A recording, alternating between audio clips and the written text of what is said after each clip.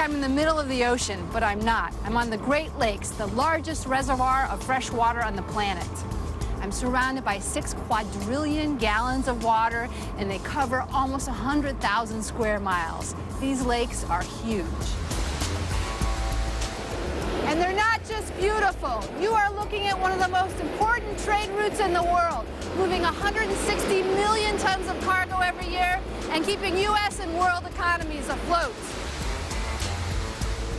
And boats don't get much tougher than this one. The Great Lakes of North America are a series of interconnected lakes bordering Canada in the north and the United States in the south. The lake basin is home to 34 million people and contains 21% of the world's fresh water. My journey starts on the Detroit River. From there, I head to Oscoda to learn about Michigan's lumber trade before traveling up the rugged coast of Lake Huron. After crossing Mackinac Bridge to the northern peninsula, I take a plunge into the murky depths of the shipwrecked coast. For the final part of my journey, I head to Detour Village, where I set off across Lake Superior to Duluth. I'll be hitching a ride on board the largest cargo ship on the lakes, a 1,014-foot monster, the Paul R. Tregurtha.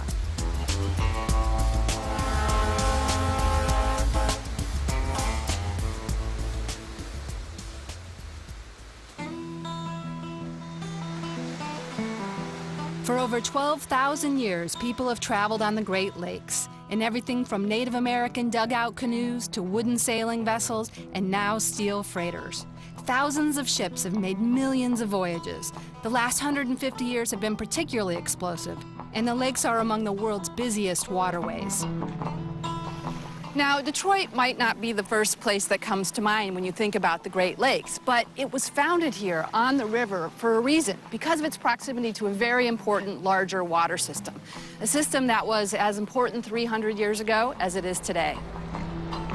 Founded in 1701 by a French fur trader, Detroit had access to lumber, iron ore, and cheap shipping routes, and quickly became an industrial hub. Detroit was booming in the 19-teens and 20s. There was a lot of money around, and people wanted to spend it. So they were none too happy when a series of changes were made to the Michigan Constitution. It declared that the consumption, distribution, and production of alcohol was all illegal. This ushered in prohibition. By 1917, it was in full force, and it created what would become Detroit's second biggest industry, bootlegging. I'm off to meet Bailey Sisoy Iskro to find out more about this underground and sometimes underwater rum-running trade. Why Prohibition? Prohibition really came about, led by a lot of women's groups. The biggest proponents for Prohibition were actually women. The Coldwater Army, which was the group of women who had the protesting signs of lips that touch liquor shall never touch mine. They were really fun at parties. Okay. These women started thinking alcohol was the devil drink. So eventually, through a long line of protests, they were able to make alcohol illegal in the United States. So we're on the Detroit River right now between Canada and on this side, the city of Detroit. And this was a hotbed for illegal smuggling of alcohol during the Prohibition Why? years. The fact that the river is an international border. We sometimes in Detroit forget that Canada is another country, and as such, it has separate laws. So when Prohibition took effect in Detroit, the booze was still running fairly freely over in Canada. And the Detroit River, it's less than a mile wide at certain points, so it was actually a very easy way to bring alcohol in. How much are we talking about? Tons upon tons upon tons. A lot of booze. When they opened the Detroit Tunnel, it was nicknamed the Detroit Funnel. So much illegal alcohol came through it. By some estimates, 75% of all illegal alcohol coming into the entire United States during the years of Prohibition came through Detroit. Really? And it was across this waterway. So is it like rafts in the dark of night, like Tom Sawyer? It was a little bit of everything. You'd have women taking pleasure kayak and canoe rides across the river and sneaking back 4 or 5 bottles. Okay. So it was all different the levels. ladies weren't these temperance ladies. No, some of the ladies were the kind you want at your parties. You had major gangs, like the Purple Gang. We're talking the mob. Okay. They were backed by Capone, and they were bringing liquor in by the boatful. Thousands of men across the country, and here in Detroit, dozens of men were being killed. And the government finally said, we can't allow this to go on anymore. So when Prohibition was repealed, across the country there were parties, but there really wasn't that much more liquor than before.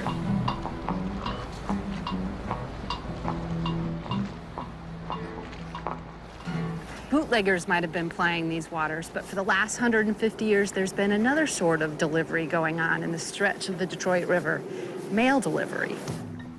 The J.W. Westcott Company is the world's only floating zip code, delivering mail to passing ships.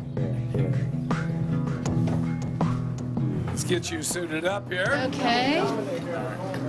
It's go time. Not a bad day at the office. Not bad, eh? This has been happening for, what, about 150 years? John Ward Westcott started this company up back in 1874, doing what we're doing today, actually with a rowboat at the time. But basically the same concept is done today just like it was back then. They're not stopping for you. Oh no, oh no. We basically have to match their speeds before we go alongside. And then you just haul it up. Tie the line up. A little shot put. That's it. Away you go.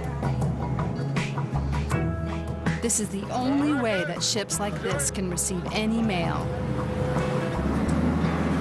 That's it.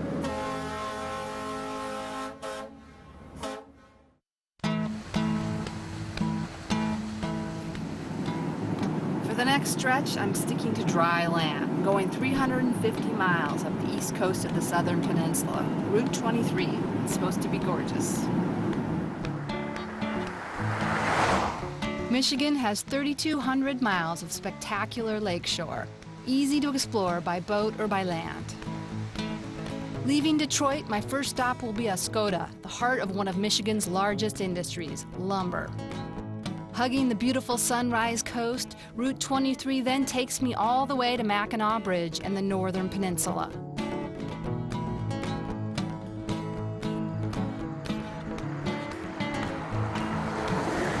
It's been like this for hours. Lake Huron on one side and these endless green forests on the other. And there is a ton of it. There's actually 30,000 square miles of forest in Michigan. That's half the state. These majestic forests have been logged for centuries. It was in the 1800s, however, that the lumber industry really boomed. By 1880, Michigan was producing as much lumber as the next 3 states combined. I'm off to meet local historian Rob Berg to find out more about Michigan's timber. It seems like Oscoda is the kind of mecca for the lumber industry. Well, this was one of the real important areas, located right on Lake Huron, and with the river coming down to it, it became kind of the perfect location for cutting logs and sending them to the sawmills. So who are these guys? This showcases 3 of the important jobs. Who's the guy in the middle? He looks like he's got an iPhone. It's a compass he has. He's the land looker, the timber cruiser, and he's the man that went out and looked for the trees that they were going to cut. The man that's on the right, the sawyer, he was what we would call the lumberjack today, and they would be cutting the trees down from sun up to sundown. And then the man on the left side is the river driver, sometimes nicknamed the river hog or the river rat. And they're the ones who sent the logs, floated them down the rivers to the sawmills. Those men were the ones that became the mythical lumbermen because it was based on skill and, in their case, danger. By 1897, 160 billion board feet had been logged from Michigan's forests, creating more money and more millionaires than the California gold rush. Well, this is quite a spot. It's beautiful. So the Great Lakes were the engine of all this. How'd they get the logs down to the water? In the springtime, when all the snow and ice had melted, all the rivers are running fast and deep. That's when you float the logs down to the sawmill. Where was this wood going? A lot of it, even here on this side of Michigan, went to Chicago. Chicago burned down in the fire in 1871. It was Michigan Lumber that rebuilt Chicago. And Chicago was also the shipping point for lumber to go to the prairie states. So it was huge business back then. It was our largest business. $110 billion in today's money, $4 billion in the 1800s, far more than anything else that was coming out of Michigan, and one of the lucrative industries in the United States. By the turn of the 20th century, Michigan was almost entirely deforested. The lush forest that once dominated the state disappeared, leaving a scarred and wounded landscape.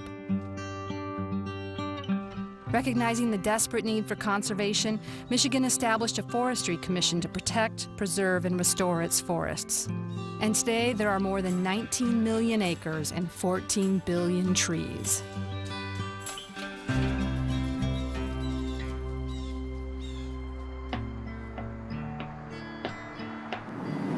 just coming up on Mackinac Bridge, an amazing engineering feat from last century.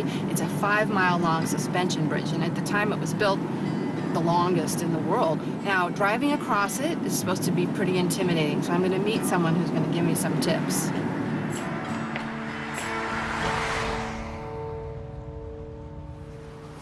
Todd? Hey. I'm Holly. Hi, Holly. Nice to meet you. Nice meeting you. Todd, what do you do for the bridge here? My job title is steeplejack. So you're climbing up and down the bridge, fixing it, maintaining it? Yeah. Yeah. Now, I hear people approach the bridge and kind of freak out and need help crossing it. Is that true? Yeah. About 4 to 6 people a day need driver's assistance. We have to drive their vehicles across the bridge. Yeah. Why are people afraid to cross the bridge? Probably because of the height, I would guess. How high is it? The road deck, about 210 feet.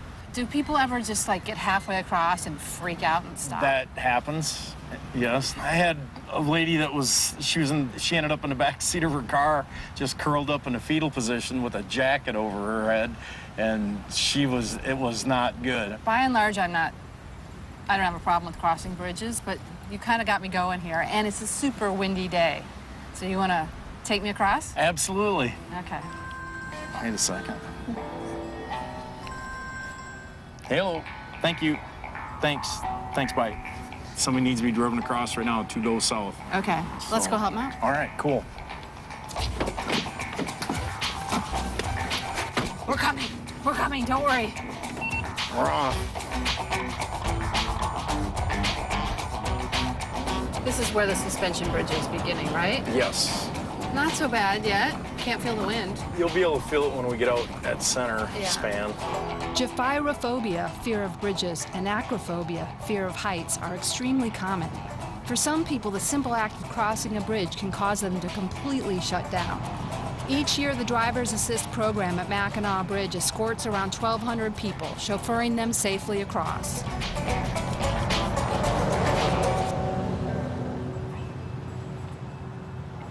Okay, where's our driver in need? Hello. Are you waiting to be driven across? Okay, very good. Todd to the rescue.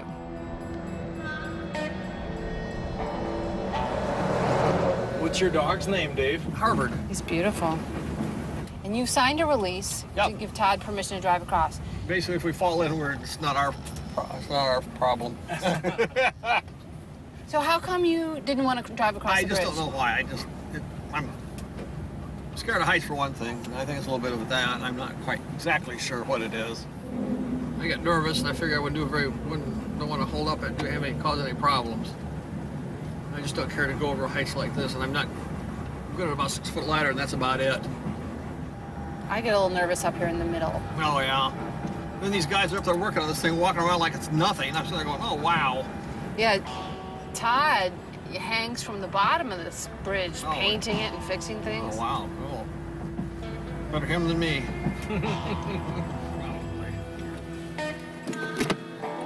All right, Dave. All right. Uh-huh. Thank you, folks. Yep. Everybody, nice meeting everybody. Good luck on your travels. Thank you. Thank you. Yep. Drive safe. Mission accomplished. Dave and Harvard are back on the road. How tall is the tower? 552 feet. Wow. Would you like to go up there? Yeah. Cool. Very windy up here. Absolutely. Okay. Holy mackerel. It wasn't so bad in the car, but up No. here it's a little more heighty, shall we say. That's a good way to put it. This is the elevator? So what do you think? Sure you want to go through with this? I think so. You All go right. first, though. All right. So you want to duck your head under, like put your leg in first?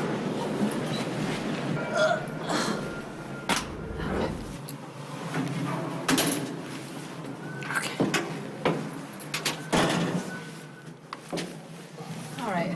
Here we are. Talk about heights. You didn't. Claustrophobia. Jeez. Sorry. It's very intimate in here. Well, let's go up to the top, but you got to be clear of the door, okay? Because that's got to be able to close. Sorry. All right. And there we go. Okay. Ooh, is this ever getting stuck?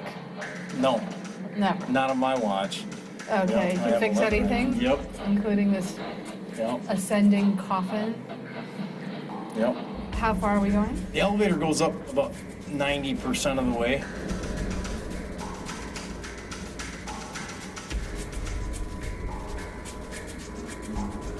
You getting there? Yep.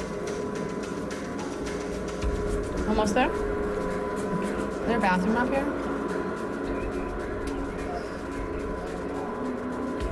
Okay. Hang on 1 second. Okay, now we're good.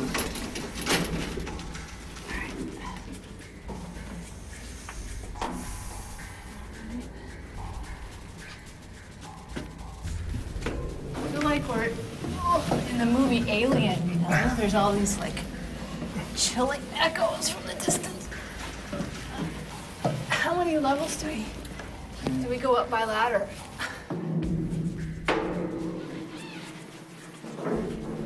Watch your head. Yeah. I had no idea what a labyrinth this was. Oh, dead birds. This is like, oh my God. Yeah.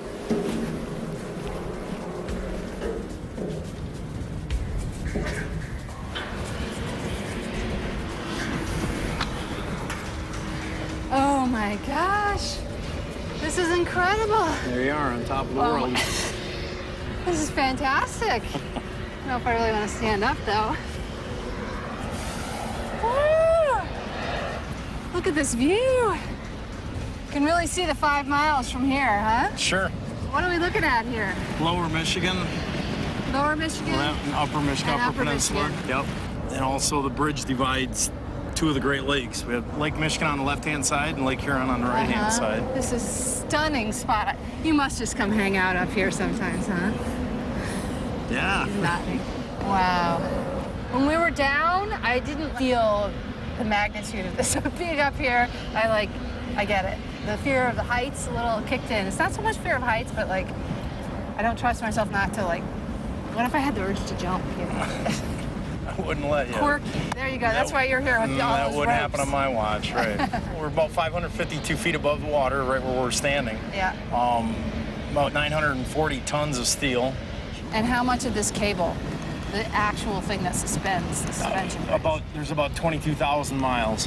What do you do? I mean, what if it's like, oh, that cable's a little frayed there? Well, if there needed to be any kind of a repair, we have rigging and we have apparatus. You actually hang off these things. Yes. You're so nonchalant about it. Isn't that a little scary? No. No. never. Exciting. So you're out there, you're all alone, you're swinging in the wind, doing a good hard day's work.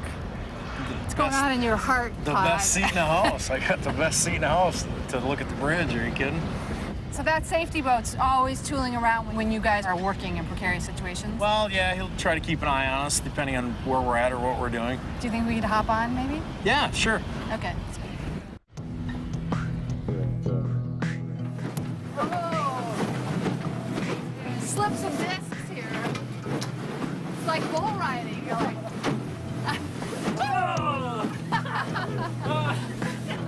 There are 31 full-time steeplejacks working to maintain the bridge. It's seasonal work, though, as winter temperatures here can plunge to 30 below, and the entire lake can freeze over. I can't believe we were way up there. It's a whole different perspective on it from down here. There you go. How far do they go into the earth? To bedrock. To bedrock. So the height of the tower that you can see, that's approximately how far down Wow. the foundation or the Okay. caissons go down below. Amazing. Todd, you gotta have one of the toughest but coolest jobs in the world. That's a good way to describe it. Thanks for showing me around. All right. Anytime.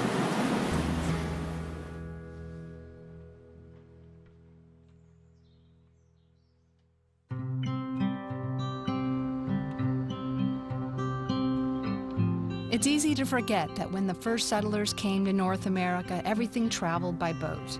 With no roads, trains, planes, or automobiles, these waters were the superhighways, and boats reigned supreme. The dominant industry here was fur trading, and Mackinac Island was the epicenter. This narrow body of water connected the fur-bearing regions with the rest of the world, and people would come from all over America to trade goods for Native American beaver furs. This strategic location was fought over by French, British, and American soldiers, and the island had a military presence for over 200 years.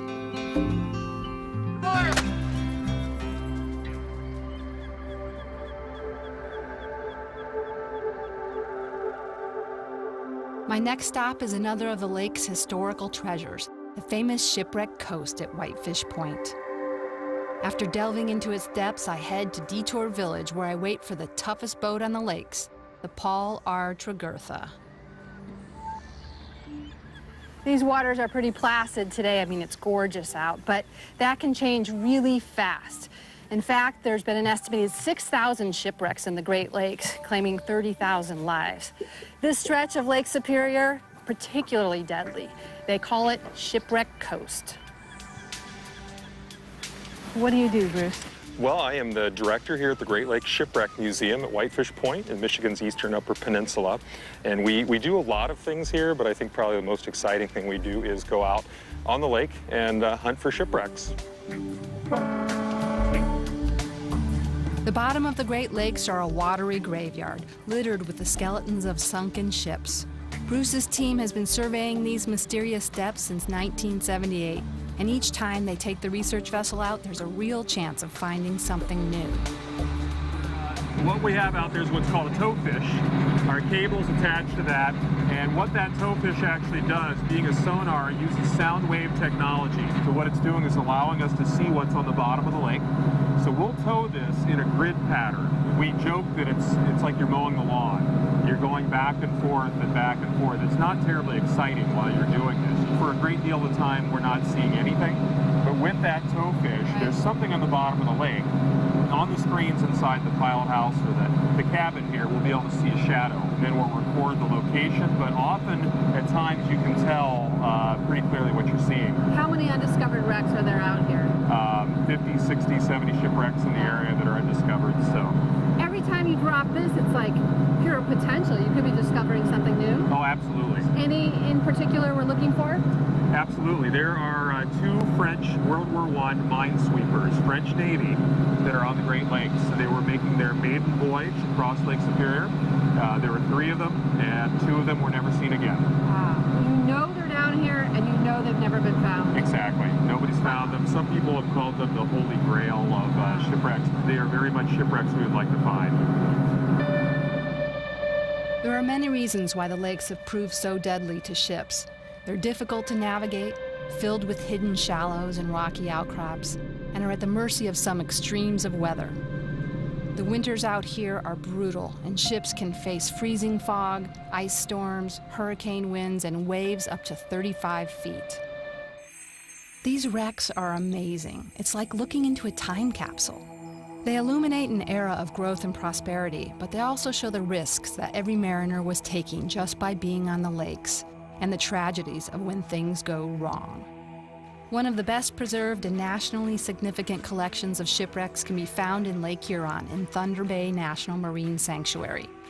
Fire, ice, collisions, and storms have claimed over 200 vessels, and it's now home to some of the world's best wreck diving. From wooden steamers to steel freighters, the shipwrecks of Thunder Bay represent a microcosm of marine commerce and travel on the Great Lakes. The Great Lakes are a lot safer these days, or at least I hope so. I'm about to meet up with a monster of a ship. It's the biggest ship in all the Great Lakes, over 1,000 feet long. That's more than 3 football fields. Now, they're on a very tight schedule and said they can't stop for me. So the idea is I catch them on the fly. Hey. Hi. Good to see you.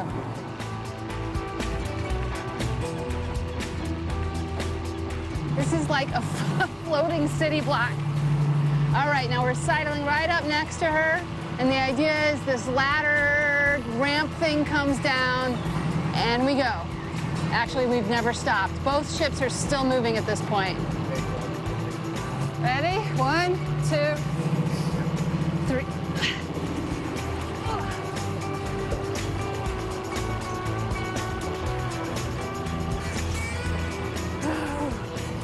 Oh my God. Hello. How you doing? Okay. Whew. This ship is going to be my home for the next few days as I join her on her journey to collect 71,000 tons of coal. First part of our voyage involves winding our way through the St. Mary's River to the Soo Locks. It's the toughest part to navigate in the whole Great Lakes system. From there, we hit the open waters of Lake Superior and sail to the westernmost point at Duluth. Bob? The captain, yeah? Yes, how are you? Good, I'm Bob Holly. Thibodeau. What's happening? We're coming up on Johnson's Point area, which is one of the trickiest sections of the river. This is about a 150-foot channel. We're 105. And so what happens here, we'll stay close. We don't want to suck into the shoreline here, which the current is coming down. So we're going to try to make a real tight turn coming around here. Below us right now, we got about 15 feet. That's It's actually nothing. correct. Have And any so ships ever run aground? over the years, people have run aground, yes. Yeah, I noticed everybody started paying attention all at once. Oh, yeah. All the chit chat. Yeah, everything kind of goes to, Stopped. this gets to where all of a sudden now you're getting into a critical area of the river, which you don't have a lot of room for mistake. Okay, well, I'll let you focus then. Yeah. So let's go 30 left. 30 left. I got 30 left on her. 30 left, roger. Yeah, let's go 20. 20 left. I got 20 on her. Okay. Let's go hard left. Hard left. Oh my goodness. What is in this ship right now? We're in ballast. We're actually, we have Water? we have no cargo. Correct. Okay, why do we need ballast? Ballast in a light condition is to keep the boat down, so we can keep the props in the water for power. Does this ship carry anything besides coal? This boat is built for carrying coal and iron ore. About 90% of our cargoes is coal. Why is it all about the cargo ships here? I mean, what about the railroads or other means of transporting the coal? It's certainly a cheaper way to transporting the coal because of bulk. It would take more railroad cars logistically to try to get to our customers. How many people do you have working on this boat? There's 25 on board right now. What's unique about the Great Lakes is that a lot of the guys that have been here, I've grown up with. I got one of the best crews in the fleet, so which is good. I'm very blessed to have that. Great Lakes ships move over 160 million tons of cargo a year. From Duluth, where we're headed, they travel over 2,000 miles to get to the Atlantic Ocean. And from there, the world. Thanks for giving me the grand tour, Nick. Oh, absolutely. It's nice to be able to share this side of the industry with people. So not a lot of people get to see the inside of an actual, merchant vessel. Right. So what are your shifts like? So, we work 4 hours on, 8 hours off. So my normal routine would be midnight to 4 a.m. and then noon to 4 p.m. That's rough. Each Wait. crew member has I've their always step. wanted to know what a poop deck is. It's an old sailing term. When the stern would come down into the water, Yeah. they would call getting pooped. Hence the name poop deck. Okay, and it's stuck. It did stick. And here's my stateroom on board. Nice. Yeah, when you spend 8 months a year out here, it's kind of nice to have the comforts of home. Pictures of the kids, Right. wife, mini fridge. This is home. This is home. Time to check out where I'm sleeping. Okay, that's the captain's room. It's supposed to be quiet around there because he sleeps at funky hours. There's a giant red axe. I don't want to know what that's for. I think my room is supposed to be over here. Nice. I thought I'd be bunking 3 deep with a bunch of snoring sailors. In fact, I brought my earplugs, but this is great. It's like a 4-star hotel room or something. And, except for the fact that there's survival suits. Nice. Hope we won't be needing that. Life jackets, toilet paper, all the essentials. Oh, look at that moon. It's gorgeous. I love this boat. But it's late. It's about 8 o'clock now. We're due at the Soo Locks at midnight, so I'm gonna hit the hay.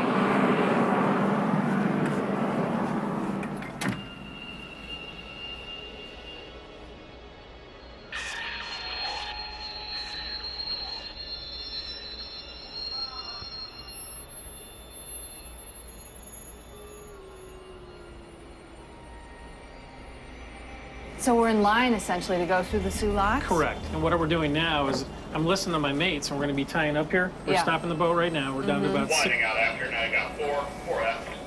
Okay, hard left, I got you. Hard left. 4 is about halfway through the dog leg. Okay. 40 inches post. This has got to be one of the Okay, most roger that. delicate operations. I mean, you are here in the middle of the night doing this. No one else can do it, right? Well, correct. I'm the only one this is the best part of the job I told you about, the maneuvering Yeah. part, which is nice. It's such a massive thing, and like Correct. if you bump up there, like, Well, do you feel it? Yeah, yes, you can. Okay. If you do happen to bump the boat, you can feel it. But, 3, just So about stopped. what he's doing now is these guys are now my eyes and ears, and so I'm listening to the mates. She's closing up forward. She's 3 aft holding and 1 foot forward. So what I want to do is just feathering it so I don't bump the boat. And the landing chair up forward is how we landed the guys. See, I was swinging them out, Yeah, dropping them there. yeah. So now I can have 2 guys on the pier. I'll start backing down the engine here, start slowing her up a little bit. You are really threading the needle here. Not so much here, but when we get to maneuver into the locks, Right. where you're 110 feet wide, we're 105. So we have 5 feet to work with. That's it. That's it. 2.5 on each side. Correct. Right? Oh my gosh. That's correct. I'm doing about 9/10 of a mile an hour right now. Basically about 300 feet to stop. You don't have brakes, though. We have no brakes. No, Okay. We're using engine. Put our hard left. Is there a way I can get off and watch this process from over there? Yes, we're actually going to get you off down below here in the gangway. So we're up against forward. Now Line down with that, so you're up to 4 F4, and looks like we're stopped.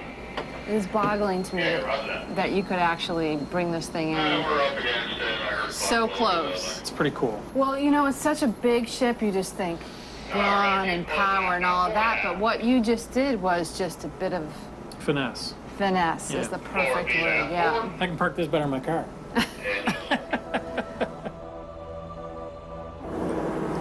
Hi there.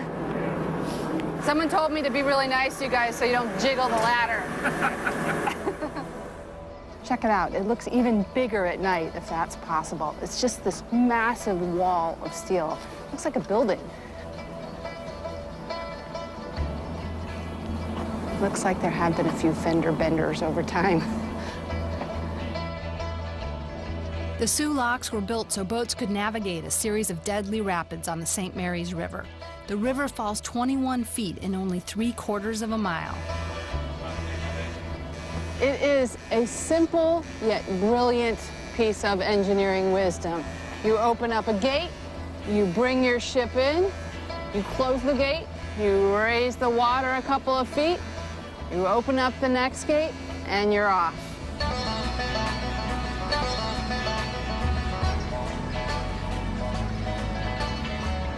Oh my gosh, it's like 3 inches. Astonishing.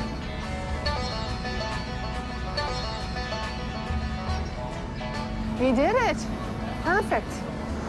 Okay, the captain has got her in perfect position. And now there's water pouring in through the second set of gates, and the water level is raising up.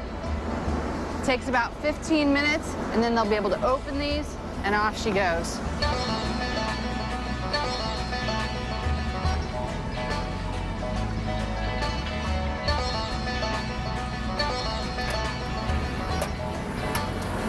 Hey guys.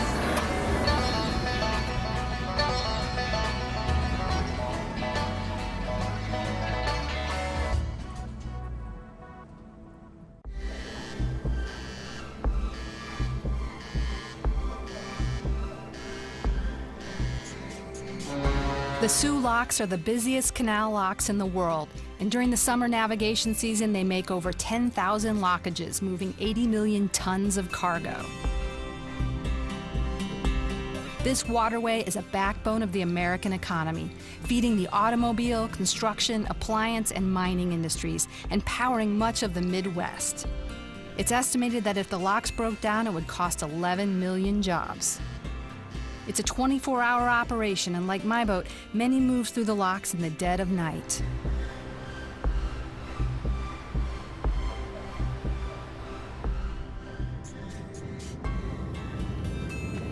Overall, my first sleep on board was good. I mean, I like the vibration and the gentle rocking of the boat. It's kind of like being in a mother's womb puts you to sleep. Then there's this series of alarms that went off, which seemed like non-alarm alarms, but they did wake you up. It's kind of like being on a train, except you wake up to this view, which makes it all worthwhile.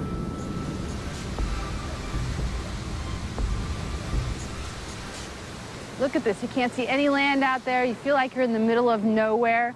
Lake Superior is astonishing. It holds 10% of the world's fresh water. It's the same size as North Carolina. In fact, it is the biggest lake in the world.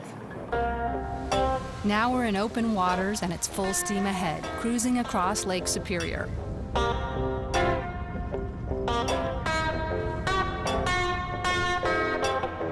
It's time to see what really drives this boat. I'm off to meet Chief Engineer Dan in the engine room.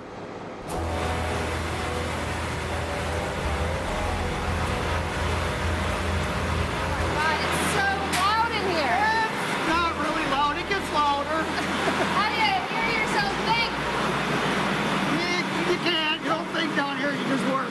Right. What is this thing? This is one of our new main engines. This is the heartbeat. If this doesn't work, the boat don't move. This is the nerve center here. I mean, how many horsepower are we talking about? 16,000 horse total. How much power is that? Well, if you imagine the boat is as long as the Empire State Building is tall, it's enough horsepower to move the Empire State Building down the lake. It is smelly and loud and brawny down here, but you look very together and delicate. This is home. This is your child, Yep. and this is what your child smells like. We change his diapers once in a while. Okay. No, but seriously. What's that? Not really sure. We're probably sinking. If you don't know, I'm worried. I have The chief is supposed to know these things. All right, it's over with. In my experience on this boat, these alarms are going off all the time. Just slightly different tone, and I never know what they are, but There's several different alarms, and it's the washstander's responsibility to know whether or not it's a critical alarm or a nuisance alarm. so we'll just call that a nuisance alarm. For today, yes.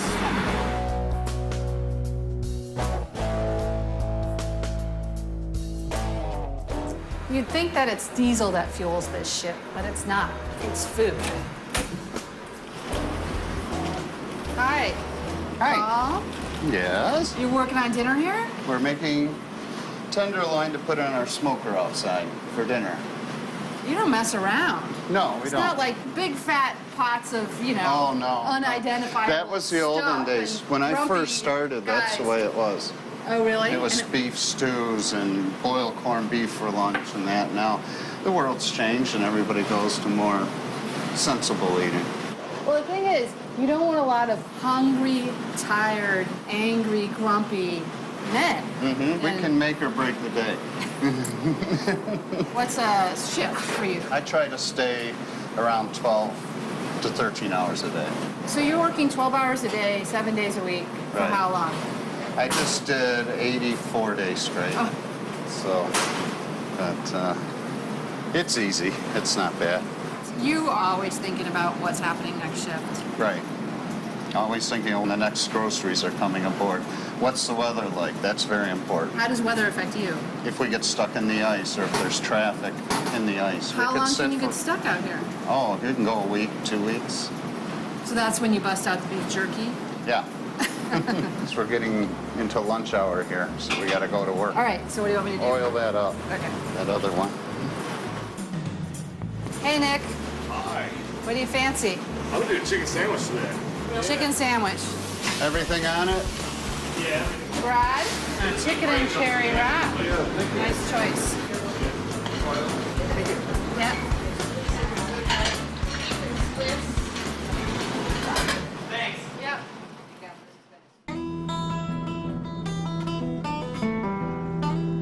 There are 25 crew members who run this gigantic ship, and everyone has a very specific job to do. I'm off to meet Chris, a guy who isn't afraid to get his hands dirty. Hey, Chris. How you doing? I'm Holly. I'm Chris. Nice to meet you. So what's your job on the boat? conveyorman. I'm in charge of the unloading system there. So you're like the engineer in charge of the conveyor belt? Yeah, that's the boom back there. The rest of it, it's all underneath of us. This is really the critical part of this boat in some respects because this is how the coal comes on and off. Yeah. So if something goes wrong, you're on the hot seat. Oh, yeah. Yeah, I don't like the hot seat. Yeah, it don't matter what the weather is. If you gotta fix it, you gotta fix it. I've been out here in middle of December and January. Icicles hanging off my face, breaking ice off everything so it'll run. I'm the dirtiest guy on the boat generally. Are you? Yeah, it's a contained environment downstairs, so all the coal dust and the grease and everything just stays right there. Mm-hmm. So when something breaks, it's covered in coal dust, ore dust, grease, coal, hydraulic oil. And change it, you gotta touch it, lay on it, but I enjoy it. Yeah. Where are you from, Chris? I'm from Hellman, Michigan. Okay, small town? Oh yeah, tiny town. The boat's bigger than our town. And when you go on shore leave, do you just scrub down? It takes a couple days to get it all off me usually. Really? Yeah, I start taking extra showers, 2, 3 a day. Yeah. Then I get home, the wife makes me shower like 4 times a day. Because it's all nasty. Just soaks into your skin and you can't get it off. Yeah. Can you show me around the conveyor belt? Yes, I can. Okay.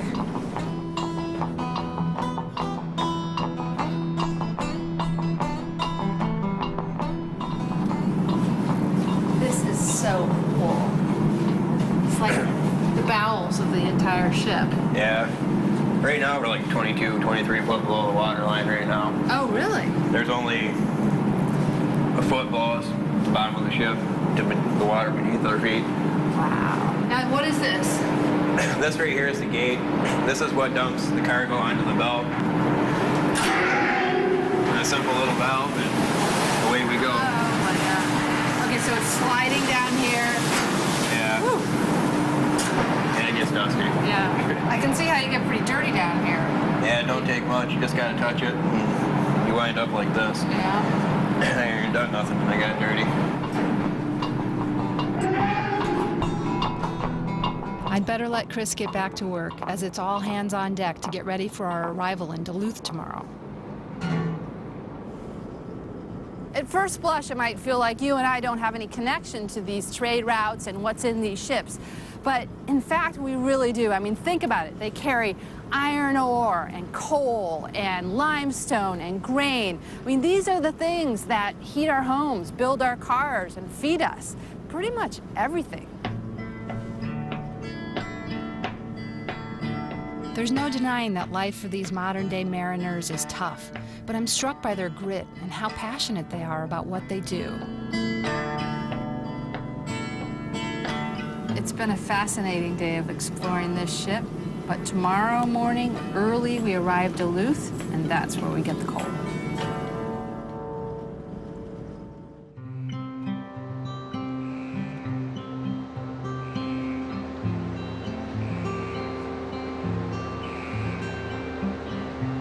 I may be rubbing the sleep out of my eyes, but it's a 24-hour operation here, and within minutes of arriving, the coal is being loaded. Duluth and Superior Twin Ports provide the gateway to the lakes for all of Western America. What's happening, Pete? Right now we're loading with Paul Arts and Eartha. Loading it with Decker Spring Creek coal. We're loading at about 11,500 ton an hour.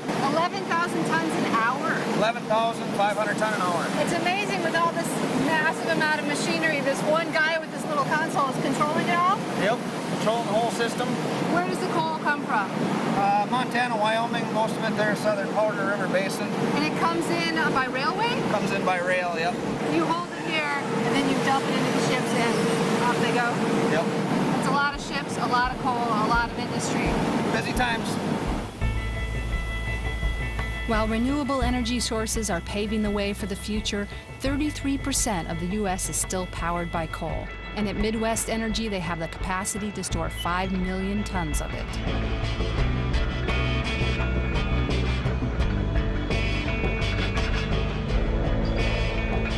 I thought my boat trip around the Great Lakes would be about water and coal, but at every turn and every vessel told the story of tough physical lives, about camaraderie and loyalty, community and loss.